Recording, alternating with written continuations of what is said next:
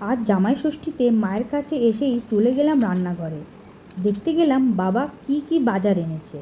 মা কি রান্না করছে এটা দেখার আমার সবসময়ের জন্য ইন্টারেস্ট, কারণ আমার মায়ের হাতে রান্না খুব সুন্দর।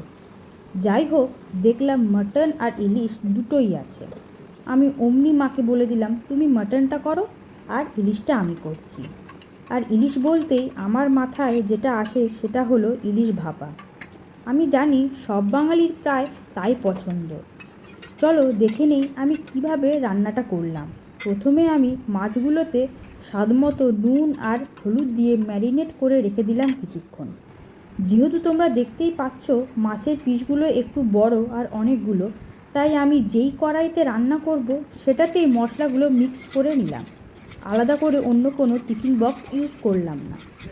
মশলার মধ্যে আমি পরিমাণ মতো সর্ষে বাটা, টক দই, নারকেল বাটা, নুন, হলুদ, সর্ষের তেল দিয়ে ভালো করে মিক্সড করে নিলাম। প্রয়োজনে তোমরা একটু সামান্য জলও দিতে পারো যদি মনে হয়। তারপর মাছগুলোকে একে একে দিয়ে ভালো করে মশলার সাথে মিশিয়ে নিলাম। এরপর ওপর থেকে আরও কিছু তেল, নারকেল কোড়া আর কাঁচা লঙ্কা চিড়ে সাজিয়ে দিলাম। এরপর কড়াইয়ের ঢাকনাটা বন্ধ করে গ্যাসে লো টু মিডিয়াম হিটে বসিয়ে দিলাম।